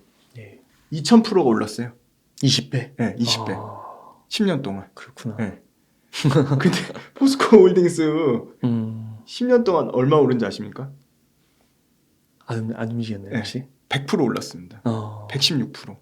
그러니까 포스코 홀딩스는 진짜 길게 보면은 엄청나게 룸이 많이 남아 있는 거죠. 그리고 사실 이 수산화 리튬이 그 탄산 리튬보다 정제 공장이 한 번 더 들어가야 되고 가격도 원래 훨씬 더 비싸야지 맞아요. 높은 단가를 받아야 되고 공급도 딸리는 굉장히 수요 공급 딸리는 상황인데 지금 중국에서 박리담회로 소형 전기차를 엄청 생산해서 탄산 리튬을 먼저 갖다 쓴 거예요. 그러니까 중국 배터리 기업이 연 50만 톤씩 그 LFP 배터리를 생산하니까 탄산 리튬을 막 갖다 쓰는데 탄산 리튬을 먼저 시세 폭등이 나온 거예요. 수산화 리튬은 시세 폭등이 나오지도 않았어요. 수산화 리튬이 예를 들어 키로당 37달러 수준이고요. 탄산 리튬이 키로당 한 42달러 수준이거든요. 근데 LFP 배터리는 결국은 주행거리도 떨어지고 성능도 떨어지거든요. 그러면 하이니켈로 가야 되는데 LFP 배터리보다 폐배터리 재활용 문제에서도 환경적으로 LFP 배터리보다는 하이니켈 양극재가 좀 더 환경적으로 안전하다고 보고 있고 주행거리 성능 모두 LFP 배터리보다는 하이니켈이 우선인데 그럼 하이니켈에 들어가는 거는 탄산 리튬이 아니고 수산화 리튬이거든요. 그러니까 수산화 리튬의 가치는 가격이 당연히 올라가야지 맞다고 업계에서 보고 있고 본질적으로 수산화 리튬이 더 고성능이기 때문에 배터리 정제가 어렵기 때문에 더 기술 진입 장벽이 있는 거고 그리고 수산화 리튬도 그 염호에서 채굴하는 거랑 그 광석에서 채굴하는 거 두 가지 방법이 있는데 일단 광산 채굴보다 염호 채굴이 많으니까 염호에서 먼저 탄산 리튬 먼저 뽑아서 수산 리튬으로 바꾸는 공정 자체를 탄산 리튬으로 뽑아서 그걸 한 번 더 가공해서 수산 리튬을 뽑는 가공하는 그런 게 이제 막 시작되는 초입 단계예요. 그래서 엄청나게 탄산 리튬 사들여서 탄산 리튬 수요가 먼저 폭발한 거지 수산 리튬 뒤따라서 엄청나게 수요가 늘어날 것이다. 그러면 수산 리튬을 국내에서 할 수 있는 데는 포스코 홀딩스, 에코프로, 미래나우텍 정도밖에 없으니까 포스코 홀딩스가 자본력이나 포스코 그룹사에서 사활을 걸고 지금 리튬의 왕이 되려고 하고 있으니까 잘 될 수밖에 없다고 보고 있습니다. 근데 그게 실질적으로 매출과 이익이 숫자로 찍히는 거는 내년이 아니라 내후년에 반영이 되니까 내년에 조금 포스코홀딩스가 선반영돼서 주가가 움직이지 않을까. 그럼 만약에 그 2030년까지의 계획이요. 네. 그 발표한 것처럼 그대로 실현이 된다고 하면 네네.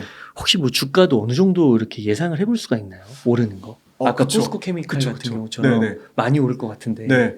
근데 포스코홀딩스가 특징이 너무 무겁잖아요. 그리고 막 그 리튬 관련된 거를 좀 더 적극적으로 이렇게 소위 말하는 주식을 홍보하는 여러 가지 모멘텀 이슈 펀더멘털이 아무리 그러니까 펀더멘털이나 그런 게 아무리 좋아도 결국은 재료가 붙어야 되잖아요. 근데 사실 그 포스코홀딩스 측면에서는 포스코 케미칼보다 전혀 포스코홀딩스가 주목을 못 받은 부분이 있거든요. 그래서 밸류에이션 측면만 봤을 때 2차 전지 전체 지금 소재가 받는 평균 PER 내년 거를 땡겨와서 한 약 30배에서 40배라고 치면 정말 긴 호흡으로 뭐 3년 5년을 투자한다고 치면 2차 전지 매출 2030년까지 40조 하겠다고 했거든요. 2차 전지 앞부분에 원자재 딴 매출을. 그럼 40배를 40조까지 한다고 치면 그 정도 밸류에이션 PER 20배는 받아야 되지 않을까. 그러면 5년 그림으로 놓고 봤을 때는 PER 지금 5배, 철강주 PER밖에 못 받는 게 4배 이상의 밸류 정말 순수하게 딱 밸류에이션으로만 봤을 때는 2차 전지 소재로 평가한다면 뭐 4배 이상 주가 상승 여력이 있는 거죠. 단순 계산하면. 근데 수산화 리튬 만들 수 있는 데가 앞으로도 세계에서 더 늘어날까요? 그건 절대 아니라고 보고 있거든요. 다른 데가 삼성전자나 하이닉스가 리튬 사업을 할까요? 그건 아니라고 보고 있고. 글로벌적으로는 좀 어때요? 글로벌적으로는 뭐 앨범이랑 아까 말씀드린 SQM 정도가 압도적이고 포스코홀딩스 너무 중요한 질문을 주셔서 그럼 얼마까지 성장할 거냐. 그러니까 약간 상대적인 밸류에이션으로 한번 가늠해 볼 수가 있는데 포스코홀딩스 그러니까 리튬 관련된 게 부각된 게 얼마 안 됐어요. 2022년 들어서 그것도 2022년 한 2, 3개월 전부터 부각된 거지 뭐 포스코홀딩스 작년만 해도 리튬 관련 얘기는 아예 없었거든요. 그래서 철강의 관점으로만 봤을 때 최고 그 과거 지금 한 6년, 7년의 데이터로 봤을 때 2020년에 포스코홀딩스가 매출 한 57조, 그다음에 이익단에서 영업이익단에서 한 약 한 2조, 57조 매출에 2조 할 때 PER 밸류에이션이 한 약 15.8배까지 받은 적이 있어요. 14.8배. 그러니까 14.8배 PER은 리튬이라는 엄청난 신성장 동력이 전혀 배제된 철강으로만 PER 그 밸류에이션 최고 높았던 게 15배니까 지금 PER 5배면 리튬에 대한 신성장 동력이 2024년부터 가시화된다 치면 PER 3배 이상 충분히 가능하지 않을까. 3배 이상은. 네. 그게 그러면 주가도 3배 이상. PER 3배의 주가 3배 이상 5년을 보면 글쎄요. 근데 산술적으로는 3배 가능하지 않을까요? 리튬이 어떻게 보면 철강보다 더 고마진의 사업이고 그때 2020년에 철강은 여전히 경쟁이 치열한 상황이고 여전히 중국의 저가 철강이랑 경쟁하던 상황인데 PER 15배를 줬다는 거는 이익이 지금 뭐 매출단에서 지금 이제 시작 단계에서 벌써 2조 매출 예상하고 있고 10%만 이익 잡아도 2천억이 애드되는 건데 10% 이상 지금 보고 있기 때문에 그럼 산술적으로 5년 봤을 때 포스코홀딩스는 IR 열심히 하고 계속 여기서 오히려 철강 비중을 더 확 줄이고 리튬에 대한 포지션을 더 늘린다고 하면 PER 15배까지는 줄 수 있지 않을까. 보수적으로 잡아도. 과거에 철강 최근 7, 8년 동안 철강으로만 PER을 15배 받았을 때가 있으니까 리튬은 거기도 못해도 프리미엄 20, 30%는 줘야 된다고 보고 있습니다. 현재 네. 추세로 봤을 때는. 그러면 주가가 어떻게 되는 거예요? 대강 계산을 하면. 네, 주가가 포스코홀딩스 알게 모르게 지금 증권사에도 목표가 지금 40만 원대 막 계속 나오고 있거든요. 지금 28만 9천 원 이거 찍고 있는 현재가 기준으로 그런데 5년 이상 본다고 하면은 뭐 최소한 55만 원 이상 보지 않을까요? 5년 이상을 본다고 치면. 네. 그러면 포스코홀딩스도 좀 장기적인 시각에서 네, 계속해서 좀 모아가도 괜찮을까요? 네, 장기적인 시각에서 모아가기 딱 좋은 주식이라고 보고 있습니다. 딱 좋은 거. 네. 좋습니다. 그 다음에 이제 마지막으로 고려아연. 네. 포스코홀딩스만큼 고려아연이 진짜 재미난 회사인데요. 네. 그 고려아연 소개해 줄 때 포스코홀딩스만큼 재미난 기업이라 했잖아요. 네네.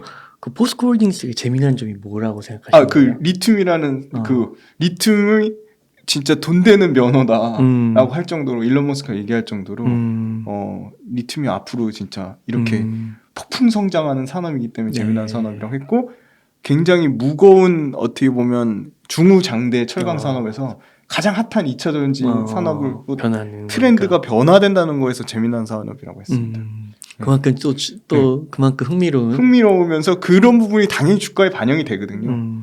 굉장히 포스코홀딩스 입장에서는 이게 가시화되고 계속 숫자가 찍히고 여러 가지 정부 정책이 나오고 이슈화되면 엄청 탄력 있게 움직이지 않을까.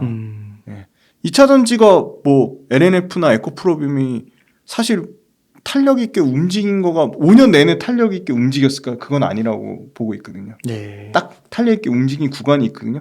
그 구간이 포스코홀딩스도 분명히 올 거라고 보고 있습니다. 장기간 5년 이상을 투자한다는 긴 호흡을 봤을 때 5년 내내 조금씩 오르기보다는 갑자기 이렇게 확 튀는 구간이 있지 않을까. 그거 숫자는 당연히 리튬과 관련된 매출이 찍히는 순간이 아마 선반영돼서 가파르게 확 오르는 구간이 있을 거로 보고 있습니다. 그러면은 그 포스코홀딩스만큼 흥미로운 기업 고려아연. 네. 아니 진짜 흥미롭게 보셔야 돼요. 애정을 갖고 보셔야 됩니다. 고려아연은 아연이나 연을 재련하는 회사예요. 이 금속을 재련하는 게 절대 쉬운 작업이 아닌가. 재련하는 업은 불필요한 금속물을 빼내는 거거든요. 굉장한 기술 진입 장벽이 있고 압도적으로 고려아연이 이 재련 사업을 잘하고 있고 그리고 당연히 원자재 단위 가격이 상승하면 아연이나 연 가격이 원자재 가격이 작년까지 올해 약 한 6, 7월까지만 해도 엄청나게 좋았어요 가격이. 그러면 재련 수수료도 올라가고 심플하게 보시면 됩니다. 재련 수수료 TC라고 하거든요. 이 TC가 올라가면 이 재련 업체는 수익 구조가 굉장히 좋아집니다. 근데 TC가 굉장히 올라가는 국면이 있었고 고려아연도 아연과 연 가격의 상승세에 따라 좋았고 근데 아연과 연 가격이 최근에 좀 빠졌어요. 많이 빠졌는데 그럼 내년에 일단 아연과 연 가격이 어떨 거냐? 내년에 다시 상승세로 돌아올 거라고 보고 있어요. 아연과 연 가격은 철저하게 수요와 공급에 의해서 움직이는데 그 아연과 연의 최대 재련 업체는 유럽의 니르스타라는 데거든요. 니르스타가 가동을 중단했다가 서서히 가동을 풀고 있거든요. 그래서 가격이 빠지는 거거든요. 왜냐면 공급이 늘어나니까. 가동을 늘렸는데 이거 생각보다 가동을 엄청 확 가파르게 못 늘리는 이유가 전력비가 안 싸니까 전력비 때문에 그 가동을 그 니르스타가 폭발적으로 못 늘리는 거예요. 에너지 문제가 있었던 거군요. 맞습니다. 정확합니다. 아. 철저하게 유럽에 포커스가 돼 있는 이런 뭐 재련 업체들 니르스타를 포함해서 유럽 업체들이 셧다운을 많이 했죠. 그러니까 고려아연 같은 이 업체들이 상대적인 수혜를 본 거죠. 엄청난 수혜를 봤는데 그게 녹록치 않은 상황인데 니르스타가 어느 순간부터 재가동을 한 거죠. 근데 니르스타가 폭발적으로 재가동을 할 줄 아는데 그것도 여의치 않은 거예요. 전력비가 떨어지긴 했지만 떨어지는 폭 자체가 너무 적다 보니까 그러니까 가동률이 큰 폭으로 늘어나지 않을 거라 보고 있고 아연과 연도 견조한데 내년에 다크호스를 보는 게 금과 은이거든요. 물론 은보다는 금을 더 훨씬 좋게 보고 있고 은은 워낙 산업에 많이 쓰이는데 산업 생산 수요가 폭발적으로 늘지는 않을 거라 보고 있고 근데 금 같은 경우는 가격이 내년 굉장히 견조할 거 보는데 고려아연도 금 사업을 하거든요. 그러니까 당연히 금 가격이 좋아지면 고려아연 상당히 좋아지는 거고 근데 사실 이 고려아연 같은 경우는 신성장 동력 3대 신성장 동력 해가지고 이 배터리 밸류체인 원자재 첫 번째 수소 관련된 거 그다음에 이제 그 소위 말하는 그린 에너지 관련된 뭐 운송 부분 이렇게 세 가지 신성장 동력 이렇게 트로이카를 발표를 했거든요. 그래서 최근에 굉장히 활발하게 LG화학이랑 그 한화 그룹을 지분 교환을 하고 이렇게 활발한 활동을 벌이고 있거든요. 물론 이것도 정말 재미난 거는 사실 이런 모멘텀보다는 고려아연의 지금 이제 회장이 되셨죠. 부회장으로 오래 계셨던 최기호 그분이 최씨 일가의 이제 오너 3세죠. 근데 지금 원래 고려아연은 같이 사업을 했던 거는 최씨와 장씨. 장 씨는 이제 영풍 그룹인데 영풍 그룹이 제일 잘 나가는 게 고려아연이거든요. 그러니까 영풍의 그 장씨 그룹이랑 장씨 일가랑 최씨 일가가 지분 싸움을 하고 있어요 지금. 그러니까 고려아연을 실제 키운 건 최씨 일가인데 원래 그 지분을 더 최대 주주는 지금 사실 영풍이거든요. 근데 최대 주주 영풍이랑 최씨 일가의 최기호 회장의 우호 세력의 지분 차이가 많이 났다가 최씨 일가가 지금 완전히 고려아연을 그 최씨 일가의 그 핵심 주력 사업으로 하기 위해서 영풍그룹 측면에서는 사실 고려아연을 키운 거는 그 최기호 회장 그 위에 선대가 키운 거거든요. 그래서 영풍그룹은 지분만 갖고 있지 어떻게 보면 껍데기인데 워낙 고려아연이 돈 되는 사업을 많이 하고 잘 되니까 영풍그룹에서 탐을 내는 거죠. 그래서 이 지분 경쟁만큼 주가를 올리는 또 강력한 모멘텀이었거든요. 그래서 최근에 이 신성장 동력 트로이카라기보다는 장씨 일가, 책씨 일가 지분 경쟁 때문에 고려아연이 굉장히 견조했습니다. 그래서 견조했고 지분율 격차가 약 8%에서 지금 3.8%까지 줄어들었어요. 그러니까 지분율 경쟁이라는 건 지분을 계속 사야 되니까 사야 돼서 내 지분을 늘려야 되니까 싼 가격에는 비싼 가격에는 일단 사서 물량을 늘리는 거죠. 근데 최씨 일가, 장씨 일가 모두 지금 지분 그러니까 영풍은 뭐 코리아 서키트라는 자회사를 통해서 그 고려아연을 사고 최씨는 한화 우호 지분 세력, 그러니까 한화그룹이라든지 뭐 아까 말씀드린 LG화학의 지분 수합을 통해서 고려아연 지분 늘리는 방향으로 하고 있거든요. 하나나 LG화학 모두 다 그 최기호 회장의 우호 지분 세력으로 지금 판단하고 있거든요. 그래서 그런 지분 구조 이슈 때문에 조금 더 가파르게 오른 측면이 있어요. 주가 빠질 때도 안 빠졌거든요. 근데 그거는 이제 당분간 지금 한 4%까지 격차가 줄어들으니까 더 추가적인 지분 매입 경쟁이 있지 않을까. 그건 이렇게 덤으로 보시는 건데 아주 재밌는 거죠. 그래서 약간 그런 측면으로 보시면 될 것 같고, 이제 3대 트로이카 산업에 대해서 말씀드리면 3대 트로이카 산업의 핵심은 일단 원자재 관련된 배터리 2차 전지 밸류체인 관련돼서 이 그 배터리 니켈의 한 20% 넘게 재련하는 엄청난 회사예요. 그러니까 세계 최대 그 니켈 재련 업체라고 하는 트라피구라라는 회사랑 300조 매출 300조예요. 원자재 가공하고 재련하는 걸로. 이 회사가 가스 관련된 사업도 뭐 국내에 아마 가스 들어오는 거 아마 1, 2위 앞다퉈 할 겁니다. 그 LNG, LPG 가스. 그래서 이 트라피구라라는 회사랑 그 이 재련 관련, 니켈 관련된 재련 관련된 조인트 협약을 맺었거든요. 그만큼 리튬 못지않게 니켈도 배터리의 출력, 에너지 밀도와 관련된 거 엄청나게 중요한 소재죠. 그러니까 딱 두 개 꼽으면 리튬하고 니켈 그냥 꼽으시면 돼서 리튬의 왕이 아마 이제 포스코홀딩스였다면 니켈 관련돼서 이제 고려아연이 이제 꽉 잡고 있다. 그래서 트라피구라란 매출 300조 내는 글로벌 1등 이 재련 가공업체랑 쪼에는 맺은 거죠. 그래서 이 니켈 가공 사업을 엄청나게 키우려고 하고 있고, 그리고 이제 두 번째는 미국 전자 폐기물 처리 업체 이그노 홀딩스라는 회사랑 조인을 맺어가지고 이 폐기물, 그러니까 그 소위 말하는 자원 순환 사업, 그러니까 배터리 폐배터리 재활용 산업을 이그노 홀딩스랑 같이 조인해서 미국 회사랑 조인해서 그걸 하고 있고, 그 배터리는 어디서 받냐? LG 에너지 솔루션이 이제 폐배터리를 받으려고 하고 있죠. 그래서 그 폐배터리 자원 솔루션을 갖고 있고, 그 다음에 이제 LG화학이랑 하나랑 지분 수합한 거는 이제 LG화학부터 먼저 말씀드리면 LG화학 그러니까 양극재 앞단이 전구체거든요. 그래서 한국 전구체 머티리얼즈라는 합작회사를 LG화학하고 합작 법인을 만들어서 전구체를 앞단, 그러니까 양극재 바로 앞단에 전구체를 직접 생산하려고 고려아연이 이 그 합작회사를 통해서 전구체 생산을 본격적으로 뛰어들었거든요. 그래서 그거는 전구체가 만들어지는 족족 LG화학이라든지 그런 이제 국내 양극재 업체로 납품이 이미 다 예정이 돼 있고, 그다음에 이제 한화랑은 이제 수소 관련된 사업, 신재생에너지 수소 관련된 산업인데, 사실 수소 관련된 수소를 이 유통하는 거는 암모니아 가스로 해서 유통을 하거든요. 근데 그거는 이제 관심 있게 볼 회사가 아시아 최대 암모니아 유통을 하는 회사는 롯데정밀화학이에요. 그래서 화학회사지만 이 수소와 관련된 모멘텀을 갖고 있는 회사가 롯데가 생각보다 이 롯데정밀화학 잘 보시면 좋을 것 같고, 롯데정밀화학도 매출가 50%씩 성장합니다. 그러니까 수소 관련된 모멘텀은 아직 반영도 안 됐어요. 근데 일단 롯데정밀화학 회사가 있는데, 이 고려아연도 소위 말하는 이 암모니아와 관련된 수소를 운반하거나 유통하는 암모니아와 관련된 사업을 LG화학이랑 하나란 회사랑 같이 조인을 해서 이런 수소와 관련된 모멘텀도 가지고 있거든요.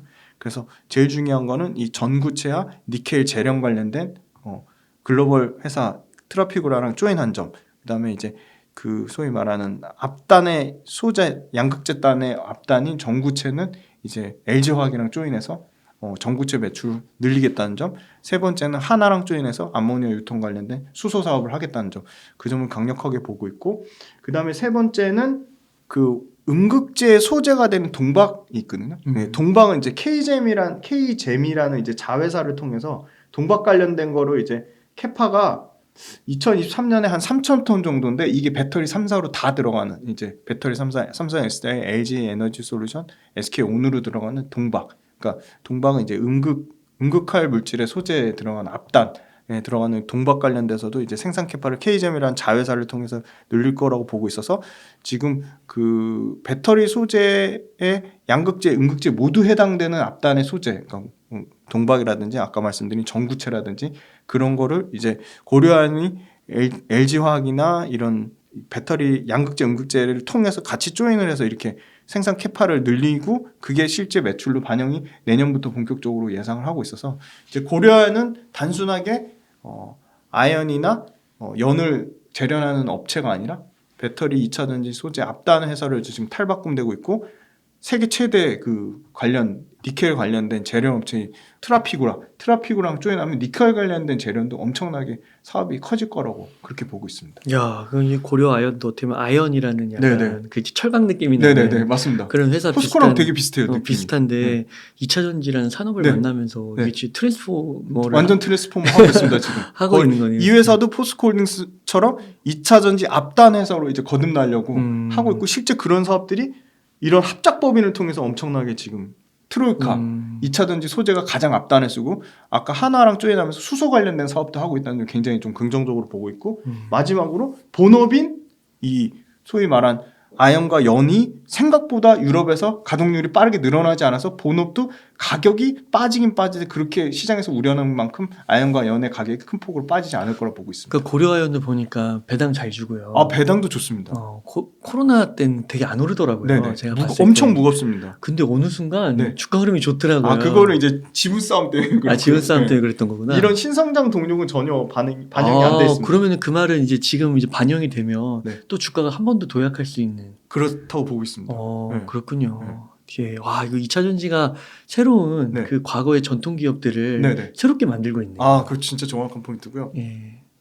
기존에 그냥 양극재 업체를 하던 회사들 에코프로비움, LNF가 과거에 2차 전지 소재 밸류에이션을 땡겼다면 지금은 포스코홀딩스 같이 본업을 철강을 하는데 2차 전지는 성장 동력 모멘텀을 갖고 있는 회사, 고려연 같이 재련업을 하는 회사가 2차 전지 앞단에 소재를 하겠다는 회사, LG화학처럼 화학이나 기본 석유화학 베이스가 있는데 2차 전지 양극재랑 첨단 전지 사업부를 추가해서 그런 회사의 이익이 1조가 넘게 기존 석유화학부를 초과하는 회사들이 당연히 더 추가적인 밸류에이션의 프리미엄을 줘야 된다고 보고 있습니다. 네. 나노 신소재는 네. 약간 기술적으로 좀 구조적으로 많이 쓸 수밖에 없다. 이제 나노 신소재도 굉장히 재미난 회사거든요.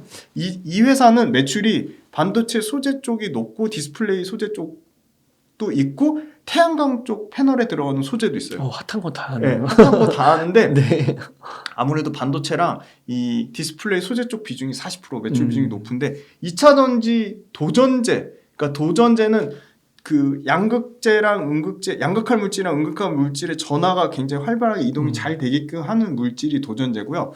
도전제는 결국은 그 소위 말하는 실리콘 음극재, 그러니까 실리콘 음극재가 고온에서 엄청나게 부피가 팽창되는 그런 단점이 있어요. 근데 도전제를 씀으로써 부피 팽창을 막아주는 역할을 하거든요. 근데 실리콘 음극재 자체가 비싸니까 많이 못 쓰는데 지금 추세는 실리콘 음극재를 기존의 그 흑연 음극재에 5%를 섞는다든지 그런 비용이 엄청 세이브가 되는 거죠. 음극재 비용이.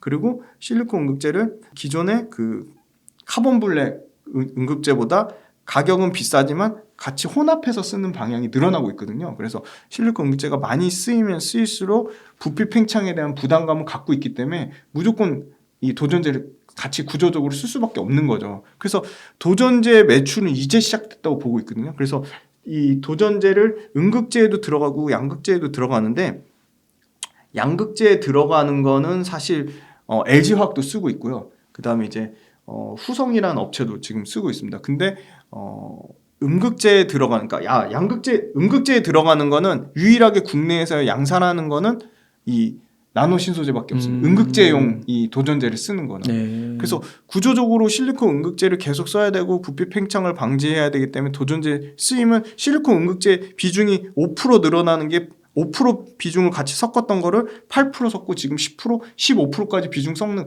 실리콘 음극재로 100% 다 채우지 못하더라도 실리콘 음극재를 첨가하는 비중이 늘어나면 도전제도 같이 당연히 실리콘 음극재의 부피 팽창을 방지하기 위해서 도전제가 같이 써야 되기 때문에 도전제가 이제 구조적으로 쓸 수밖에 없는 상황이고 음극재용 도전제를 유일하게 국내에서 생산하는 데는 이 나노 신소재밖에 없기 때문에 나노 신소재는 앞으로 계속 뭐 매출이 엄청나게 늘어날 수밖에 없는데 그 매출 늘어나는 거는 양극재처럼 캐파 늘어나는 걸로 보시면 되거든요. 그래서 캐파 늘어나는 게 이제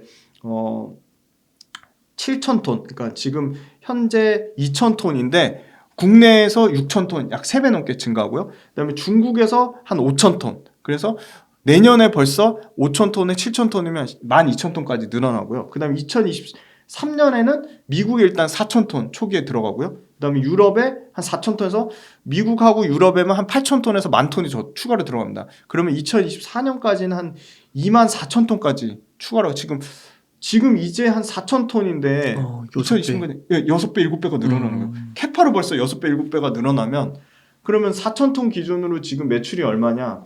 네. 나노신소재 지금 매출 보시면 올해도 일단 매출이 50% 성장해서 한 900억대 보고 있거든요. 거기서 900억대에서 아까 4천 톤 기준으로 2차전지 소재 매출 한 25%가 치면 900억에서 한 25%면 약 200억 조금 넘는 수준인 거죠. 그러면 2차전지 매출이 최소한 내년에 한 800억까지 늘어나고요. 왜냐면 지금 내년에 매출이 나노신소재가 한 100% 늘어날 걸 보고 있어요. 1,850억 정도 예상합니다.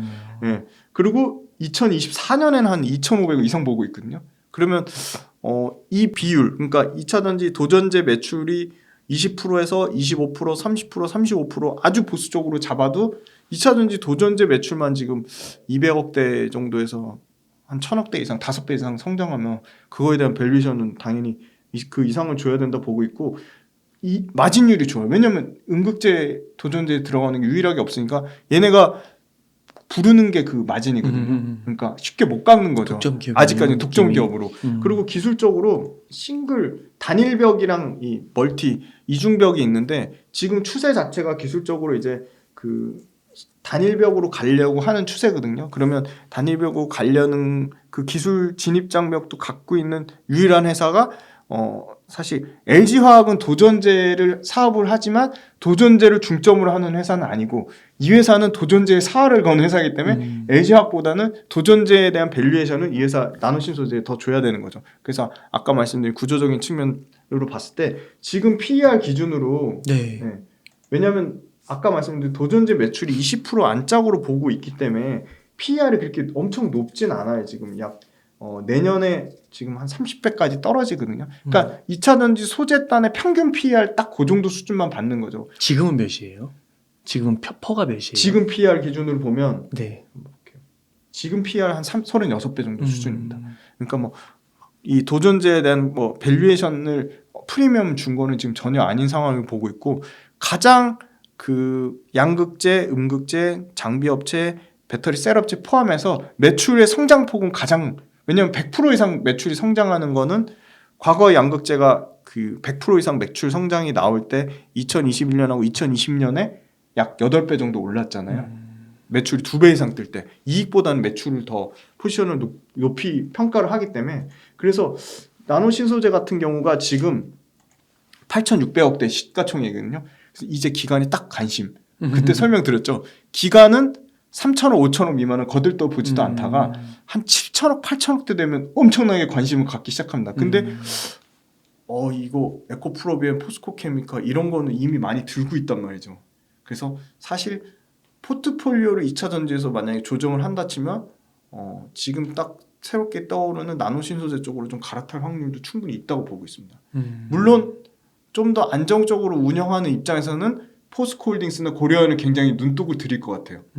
근데 2차 전지에 대한 순수 사업의 성장성만 놓고 봤을 때는 매출과 이익이 100% 이상씩 성장이 나오는 나노신소재 같은 이제 도전제는 계속 쓰일 수밖에 없는 추세고 기술적인 진입 장벽도 얘네가 갖고 있고 어떻게 보면 이 도전제 관련된 것은 이제 막 캐파를 늘리는 초입 단계라고 보고 있기 때문에 나노신소재도 굉장히 탄력적이거든요. 그러니까 주가 빠질 때 덜 빠지고 오를 때 막 8% 10%씩 오르는 탄력성이 있어서 어떻게 보면 이 매매하시는 분들한테도 굉장히 2차 전지 중에서 관심 있는 업종인데 결국 시가총액이 8천억대 올라왔다는 거는 기관들이 아마 굉장히 눈독 들이는 종목이 되지 않을까 그렇게 보고 있어서 2차 전지 소재단에는 가장 성장성이 높은 종목이라고 보고 있습니다. 주가 흐름 한번 볼 수 있을까요? 네, 주가 흐름 볼까요? 네. 많이 오르고 네. 약간 조정받는. 네, 지금 약간 조정받고 있는 상황이거든요. 10만 원까지 올랐다가 지금 20% 빠진 상황이거든요. 근데 보시면 이 10만 원 고점 찍을 때도 거래량이 없거든요.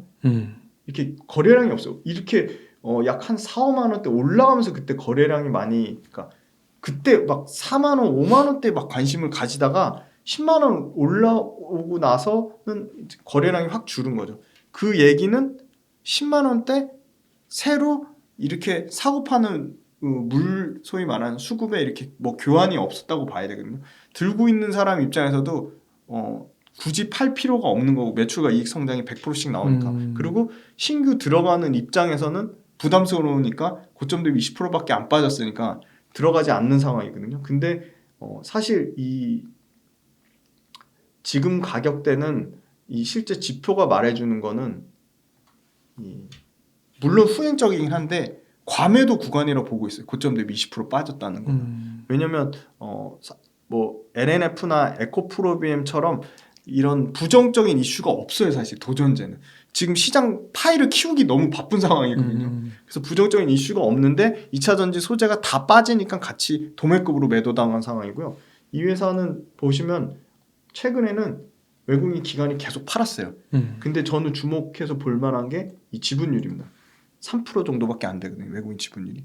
이게 2차전지에 대한 밸류에이션에 대한 더 프리미엄을 줄 소재 업종을 찾다 보면 외국인 쪽에서도 지분이 좀 들어오지 않을까. 왜냐면 8천억대 정도 수준이면 외국인이든 기관이든 이제 관심을 보일 정도의 사이즈가 소위 말하는 캐파가 됐다고 보고 있거든요. 근데 거기에 비해서는 너무 이제 보유율이 낮은 거죠. 보유율이 너무 낮다고 보고 있습니다. 지분율이 3% 정도밖에 안 된다는 거는. 그렇구나. 네.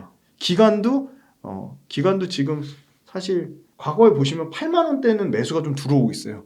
8만 원대 매수가 들어오고 있고 9만 원 넘어가면 다시 매도를 하는 상황인데 이거는 사실 2차전지 그 도전제 사업부에 대한 중장기적인 흐름보다는 약간 단기 트레이딩성 매매가 있다고 보고 정말 긴 호흡으로 봤을 때는 포스코홀딩스랑 고려아연과 같이 쌍두마차로 반드시 챙겨야 될 틈새 어떻게 보면 그 소재주라고 보고 있고 성장성은 가장 높다. 그래서 나노 신소재도 정말 긴 호흡으로 보면 지금 PER 30배인데 여기서 주가가 예를 들어 더 빠져서 건강한 조정이 뭐 한 10% 15% 나와서 7만 원대가 온다? 그러면 단기 흐름이든 긴 장기 흐름이든 아주 좋은 투자 기회라고 보고 있습니다. 7만 원 정도의 가격이 많이 온다 치면 지금까지 언급해 주신 기업들 중에 가장 작은 거라고 볼 수 있을까요? 가장 시가총액이 작은 한 8천억 대니까요. 고려아연 한 11조, 뭐 포스코케미칼 한 15조, 그다음에 뭐 LG화학 뭐 한 40 몇 조, 네, 그 정도 되니까요. 45조, 46조 뭐 이렇게 되니까 가장 작은 기업. 아직 1조가 안 되니까. 1조가 안 되니까요. 네. 그래서 이 회사가 매출과 이익이 그냥 계속 뭐 이익 단에서 50%, 매출 단에서 100% 이렇게 성장이 계속 나오면 PR은 계속 떨어지는 거거든요. 그러니까 2차전지 산업은 어차피 커질 거고 네. 거기에 그럼 2차전지는 더 많이 쓰이는 거고 네. 거기에 어쩔 수 없이 네. 도전제는 무조건 들어가야 되는 네. 거라고 실리콘 한다면 응급제가 계속 늘어날 거거든요. 그럼 도전제는 계속 쓰일 거니까. 쓰일 거고 그러면 자연스럽게 매출은 1조를 넘어서 네네. 점점점 늘어날 거고 네. 그런 차원에서 경쟁자만 뚜렷하게 없으면 근데 현재로서는 없는 상황인데 네. 그렇게 쉽진 않을 거라 보고 있고 그리고 이제 그 뭐 양극재나 소위 말하는 뭐 전해액이나 전해진의 동박이나 뭐 분리막처럼 캐파가 쫙 깔린 상태에서 거기서 더 늘어나는 게 아니라 캐파가 아직 깔리지도 않는 상태라서 캐파를 이제 깔기 시작하는 단계니까 완전 초입 단계라고 보니까 굉장히 메리트가 있다고 보고 있습니다. 그러면은 이제 좀 추가로 얘기해 주신 게 포스코홀딩스, 고려아연, 나노신소재였잖아요. 포트폴리오를 구성을 한다면 네네. 몇 퍼센트 정도씩 사면 네. 좋을까요? 일단은 내가 엄청 공격적인 투자자라고 쳐볼게요. 공격적인 투자자면 저 같으면 저는 굉장히 공격적이니까 저는 일단 무조건 나노신소재를 최소한 40% 이상 담은 것 같아요. 나노신소재 40%, 그 다음에 포스코홀딩스 25%, 그 다음에 양극재 단에서는 LG화학하고 포스코케미칼을 한 10%씩 10% 하면 20%죠. 그러면 40, 25, 20이면 85죠. 15가 네, 15가 남죠. 15는 현금으로 들고 있다가 장비주가 폭락이 나오거나 아니면 소재나 아까 말씀드린 나노신소재가 폭락이 나오면 거기에 더 추가 물량을 더 실을 것 같습니다. 네. 근데 보수적인 투자자, 음. 예, 공격적인 투자자 아니면 그러면 50%는 포스코홀딩스 박으시면 괜찮아요. 포스코홀딩스 50, 음. 고려아연 30, 음. 나머지 20은 양극재단에 음. 반반, 포스코케미칼 10, LG화학 10 이렇게 하시면 딱 적당한 나노신소재 아예 빼고요. 아 죄송합니다. 네. 포스코케미칼이나 LG화학 중에 하나 택하셔서 10, 나머지 10은 나노신소재 10. 네. 그렇게. 네. 네, 감사합니다.